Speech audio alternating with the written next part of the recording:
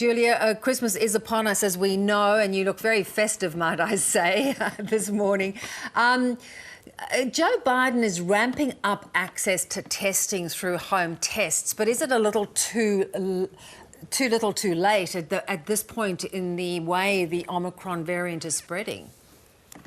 Well, I think that's what the critics are saying right now, Bev. Look, last week at this time, we did not know necessarily that the Omicron variant was going to spread as rapidly in the U.S. as it is, or at least that wasn't publicly communicated to most Americans. So what you're seeing in the U.S. right now is a lack of those at-home tests going to major drugstore chains like CVS, for example. You have miles-long testing lines in cities like New York City as well as Washington, D.C. And I think a lot of Americans are questioning right now why, after nearly 2 years of this pandemic, with so much of the population vaccinated and testing really becoming a part of daily life here in the United States, is there such a shortage right now at the time we really need testing most? So I think critics are absolutely saying that this is too little too late. And I would add, by the way, that those at-home tests, many of them aren't actually supposed to be coming into stock until January, that have been ordered by the government, I should say. And also Americans will have to use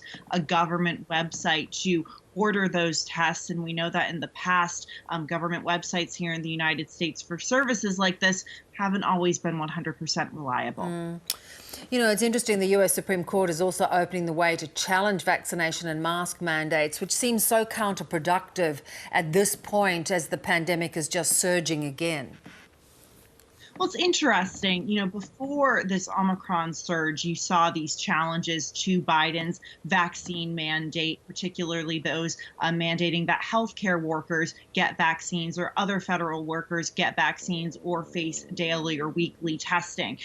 So you've seen a lot of pushback, particularly from Republican governors from states like Florida, for example, pushing back against this. However, I think now that Omicron is really starting to surge and there's such a demand for testing, and you're really seeing that those of us who have been vaccinated and have contracted Omicron have very, very mild cases and are, relatively productive working from home in isolation, for example, whereas those who haven't been vaccinated are contracting Omicron, having a tougher time dealing with it and ending up in the hospital.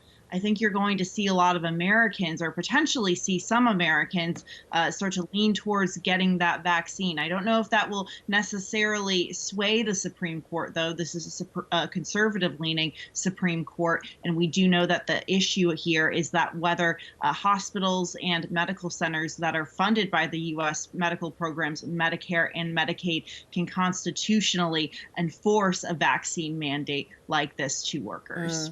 And talking of people suffering, you yourself had an unwelcome Christmas present by contracting COVID.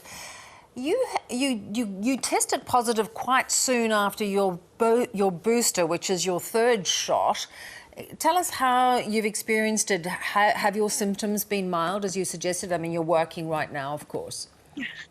Yes, absolutely. My symptoms have been very mild. In fact, I would liken it to a very mild case of allergies. In fact, the morning I tested positive, I woke up with a very mild, scratchy throat with some sinus congestion, and I actually decided to test positive after someone I had come into contact with on Wednesday texted me saying that they had tested positive, and I luckily had a few at-home tests and ended up obviously testing positive. But what's so interesting is that I found out later on, actually a couple days ago, after I knew I was positive and in isolation, that I came into contact or could have come into contact with people who had come into contact with COVID or had contracted COVID themselves much earlier than Wednesday night. So I think it's a testament really to how fast this variant is spreading, not only here in the United States and around the world. And, the booster, I am younger, I am in my late 20s, so that's probably helping me to some degree as well. But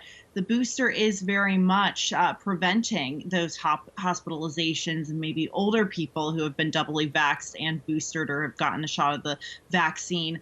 And also just making the symptoms more mild. And I think, it's so important not only for our own safety, but it makes us more productive members of society, and we're more able to adapt to living in this really new world of COVID. Yeah, it is interesting because, of course, the US has cleared the way for this new COVID pill. There is still, though, that pocket of resistance to vaccinations. Do you think there'll be more take-up of this pill once it becomes available? I think it's very possible. Look, this pill is meant for those who are high risk, who maybe for medical reasons cannot necessarily take the vaccine or take the full dosage of the vaccine, or maybe for those who decided not to get the vaccine and they are facing health problems as a result of COVID. So we'll have to see. It'll be interesting to see how Americans who are anti-vaccine react to the pill. The pill was developed by Pfizer, which is obviously a major vaccine developer here in the United States. So it'll be interesting to see whether there's some trepidation on that front, or if it's in the form of a pill, they're more willing to take it than getting something injected into them. Julia, it's been so wonderful having your contributions throughout the year. You've really kept us in touch with the United States, not only with the COVID pandemic, but so much of the political scene as well. Have a lovely Christmas. I hope you get to see some family despite your positive COVID status at the moment. Thank you, Bev. Happy holidays. You too.